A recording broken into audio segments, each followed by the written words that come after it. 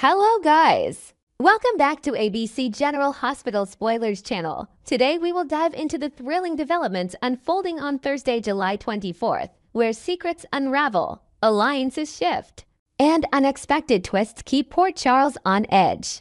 Let's start with the enigmatic Jason Morgan, who's always been a man of few words but immense determination.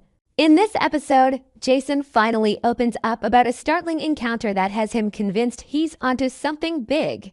Remember the whispers around town about a possible sighting of the late Britt Westburn? Well, Jason believes he's spotted her, at least someone who bears an uncanny resemblance to her, right down to her signature style and mannerisms.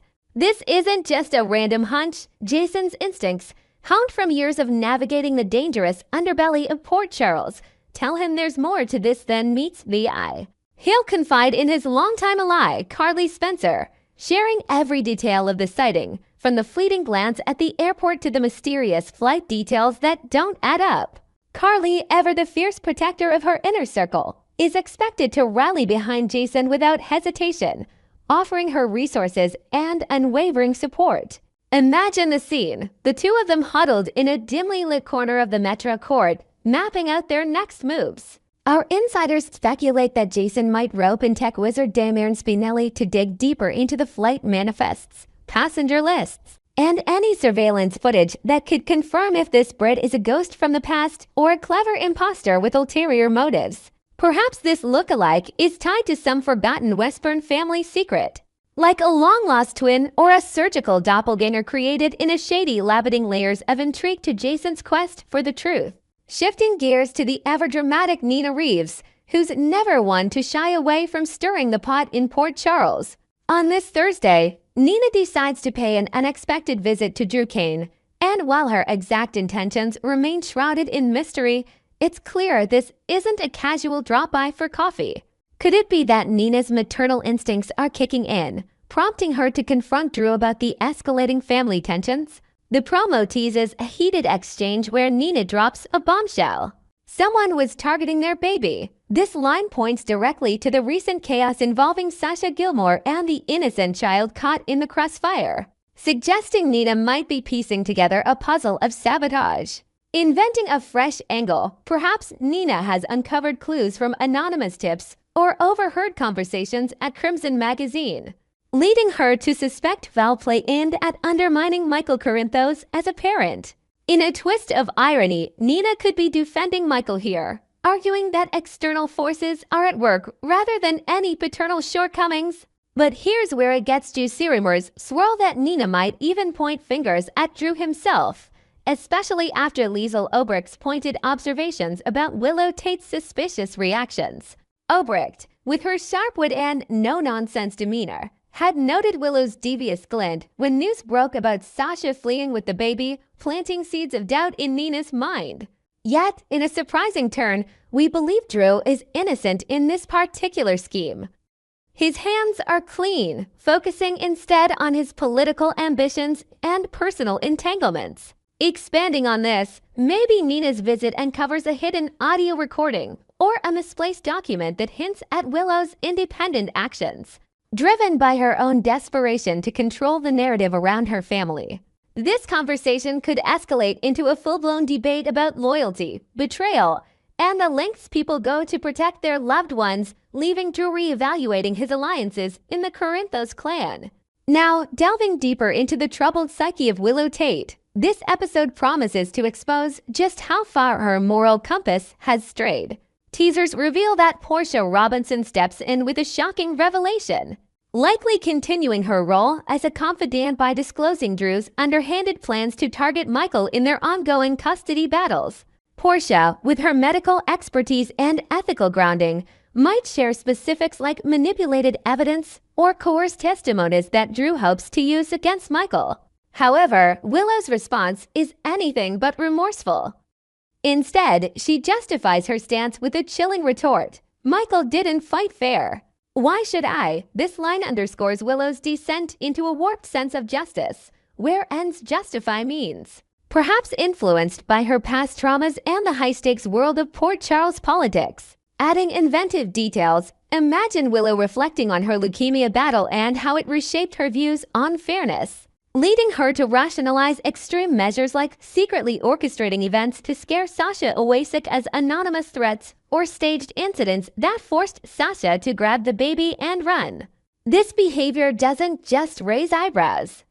It causes genuine concern among her circle, with friends like Christina Corinthos Davis possibly intervening to highlight the risks to Willow's mental health. In a broader analysis of her character arc, Willow's actions mirror the classic soap opera trope of the fallen hero, where good intentions spiral into villainy, potentially setting up future storylines involving therapy sessions or family interventions. Her refusal to see Drew's manipulations as red flags paints her as blindly loyal, which could alienate allies and ignite more feuds in the already fractured Corinthos family tree. Finally, the mystery surrounding the disappearance of Marco Rios takes center stage, blending suspense with high-stakes confrontations.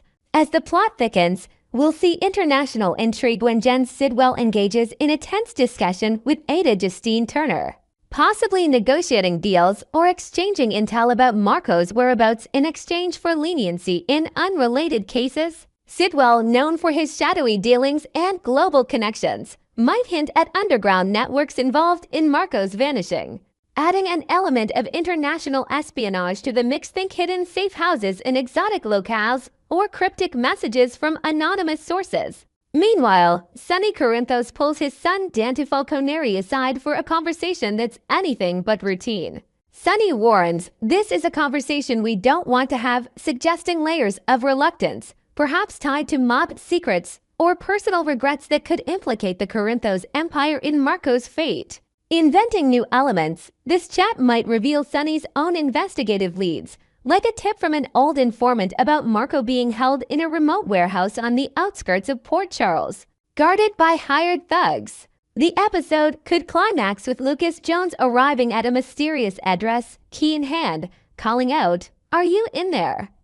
If Lucas unlocks the door, he might discover Marco in a dire state, malnourished and disoriented, but not before facing a potential trap, booby-trapped rooms, or ambushers waiting in the shadows. Who sent the key and address? Speculation points to a rival faction, maybe even a disguised ally like Ava Jerome pulling strings from afar to manipulate outcomes.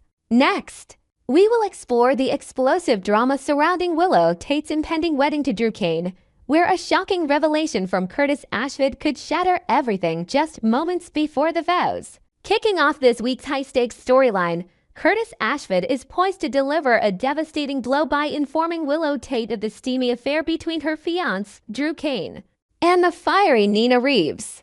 This bombshell drops right as Willow is on the verge of walking down the aisle, adding an extra layer of tension to what was already shaping up to be a tumultuous event.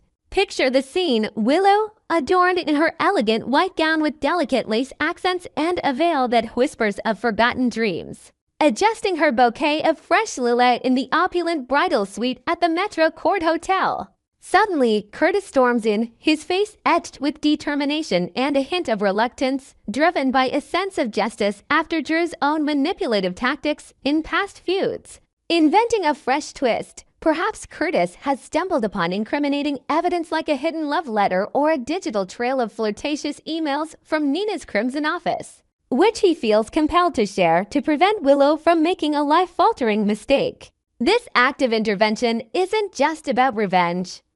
It's Curtis channeling his own experiences with betrayal in Port Charles, aiming to give Drew a bitter dose of karma that echoes through the halls of the wedding venue. As the congressman and the devoted nurse prepare to tie the knot during the week of July 21st to 25th, viewers know that no ceremony in this soap opera hotspot ever proceeds without a whirlwind of interruptions. From uninvited guests crashing the party to long-buried secrets resurfacing like ghosts at a feast. Yet, the burning question remains, will this earth-shattering news even deter Willow from proceeding with the marriage? Fans have observed a profound shift in Willow's demeanor ever since the heartbreaking court decision stripped her of custody over her beloved children, Wiley Corinthos and Amelia Corinthos. The judge's gavel fell like a thunderclap, awarding full guardianship to Michael Corinthos amid a storm of accusations and emotional testimonies, leaving Willow reeling in disbelief. In the aftermath, something deep within her fractured, leading to a hospitalization where doctors noted signs of severe emotional distress, perhaps exacerbated by sleepless nights haunted by visions of her empty nursery back home. Expanding on this, imagine Willow's hospital stay involving experimental therapies or consultations with specialists who uncovered underlying anxieties tied to her adoptive family history, fueling her increasingly erratic behavior. This vulnerability has transformed the once compassionate nurse into someone unrecognizable, pushing her to desperate measures that ripple through the entire community.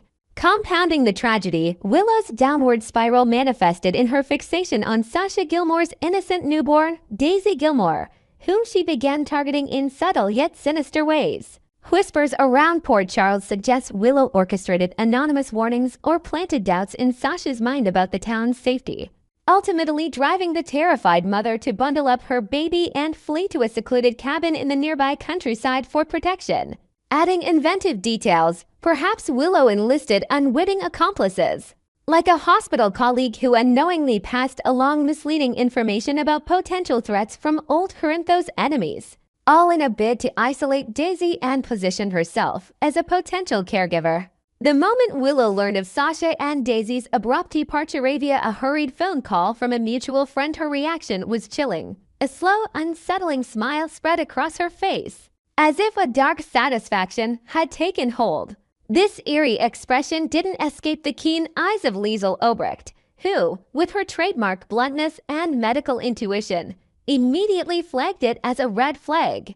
Muttering under her breath about the dangers of unchecked grief turning into something more malevolent, Liesl might even have jotted notes in her journal, speculating on psychological triggers from Willow's past battles with illness that could explain this uncharacteristic glee.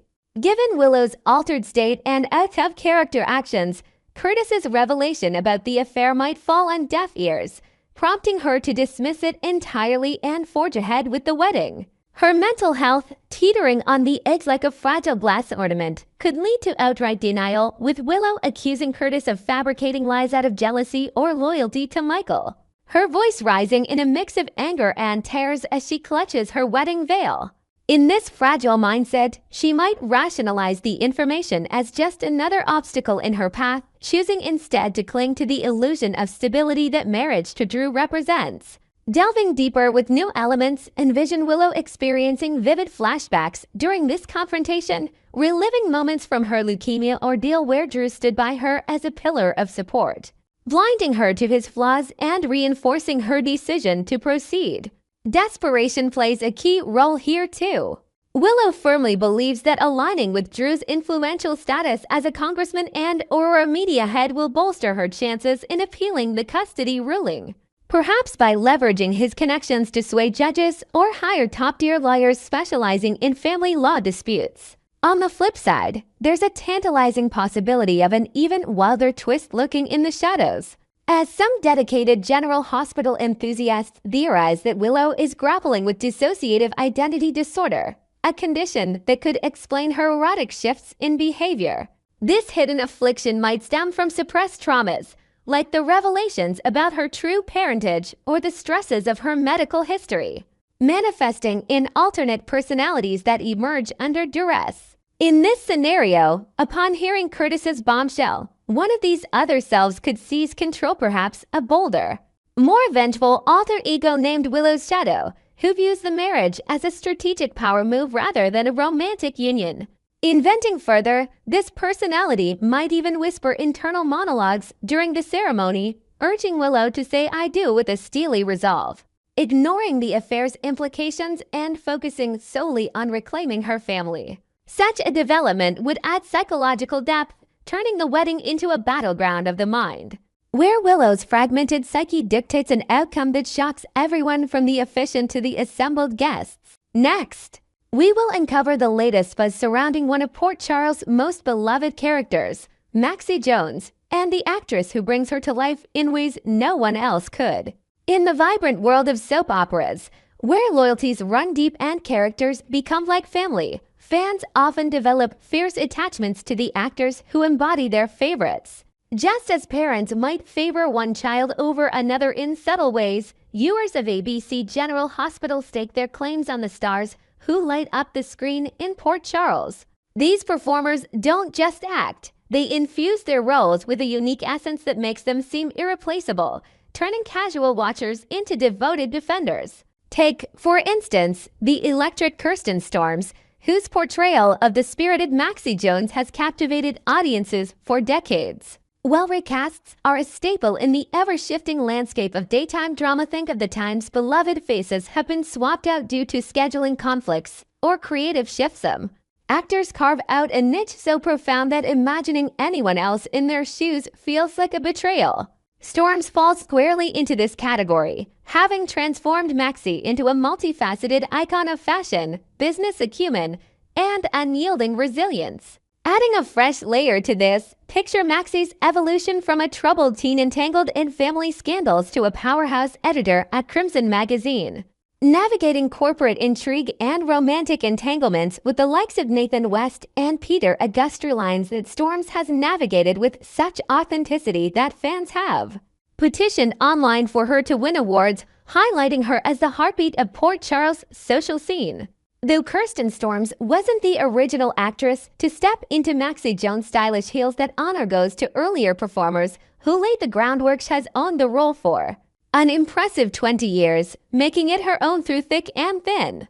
Her Maxie is a whirlwind of energy, vibrant and beautiful, with a sharp wit that cuts through the drama like a designer knife, all while juggling high-stakes fashion empires and personal heartaches. Sure, there have been those brief temporary recasts, often due to health hiatuses or other commitments, where stand-ins have gamely filled the gap. But they've always felt like placeholders in a grand narrative dominated by Storm's indelible charm.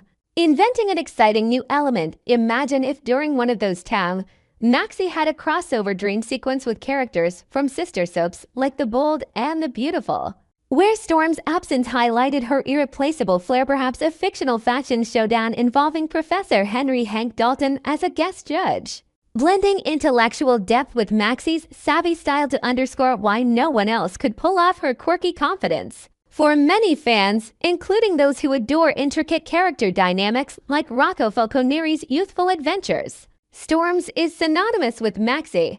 Her portrayal has woven into the fabric of General Hospital, making any thought of a permanent replacement as unthinkable as Port Charles without its iconic harbor views.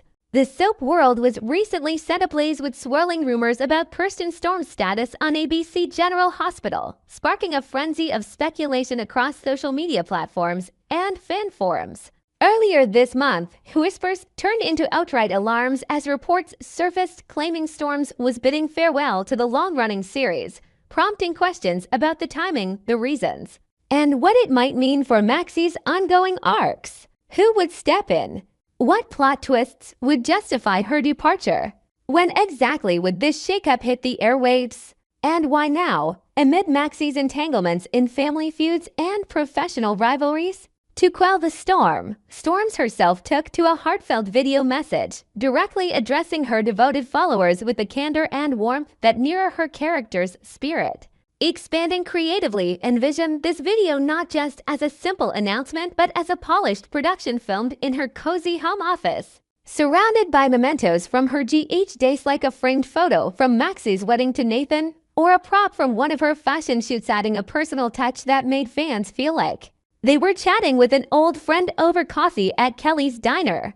At the core of her message, Kirsten Storms confirmed the news that had everyone on edge. She's indeed stepping away from ABC General Hospital, but with crucial reassurances that put minds at ease. Most reassuringly, she emphasized that this is merely a temporary break, as she's still firmly under contract with the show, promising a return to the bustling streets of Port Charles once her personal matters are sorted.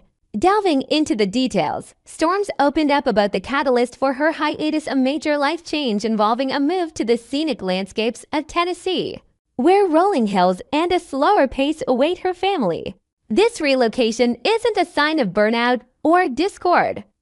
Rather, it's a bold step toward new beginnings. perhaps inspired by a desire for fresh inspirations that could even infuse future Maxi storylines with Southern flair, like a plot involving a mysterious relative from Nashville stirring up trouble. In a nod to the supportive environment behind the scenes, Storms showered praise on executive producer Frank Valentini and the talented writing team, crediting them for graciously accommodating her request. She highlighted how their flexibility allowed her to handle this transition without jeopardizing her role, ensuring that Maxi Jones remains a staple in the 62-year-old daytime drama's legacy. Inventing a dramatic twist to heighten the shock value, what if Storms hinted at incorporating real-life elements into Maxi's arc, such as a storyline where Maxi temporarily relocates for a high-profile fashion assignment in the South, tying into broader themes of reinvention and family bonds that resonate with fans of characters like young Rocco Falconeri,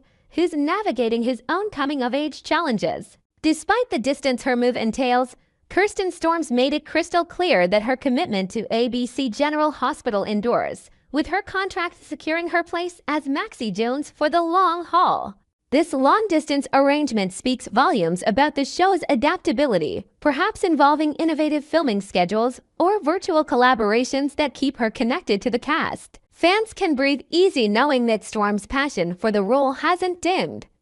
She's expressed excitement about diving back in, potentially bringing fresh energy from her Tennessee adventures to Maxi's ever-evolving narrative. Crucially, Storms dropped a bombshell about the immediate future. There won't be a recast stepping in to fill Maxi's shoes during her absence. This decision signals a deliberate choice by the writers to sideline the character temporarily, crafting a storyline that writes her out of Port Charles in a manner that's sure to leave an impact. Without a replacement, it means Maxi's exit will be woven into the fabric of ongoing plots, perhaps linking to current tensions like corporate battles at Deception Cosmetics or family dramas involving her children. Storms teased that the send-off is no quiet fade-out. Instead, it's poised to be a grand, unforgettable spectacle designed to freak out the audience with its intensity. Adding inventive, shocking elements, imagine Maxi's departure involving a high-drama cliffhanger where she's caught in a web of espionage tied to international fashion espionage, or a heart-wrenching family crisis that forces her to vanish under mysterious circumstance, maybe even intersecting with Professor Henry Hank Dalton's intellectual pursuits in a plot twist that exposes hidden alliances. Whatever the writers conjure, it's bound to deliver the kind of jaw-dropping twists that soap fans crave, ensuring Maxi's absence feels like a seismic shift while building anticipation for Storm's triumphant return.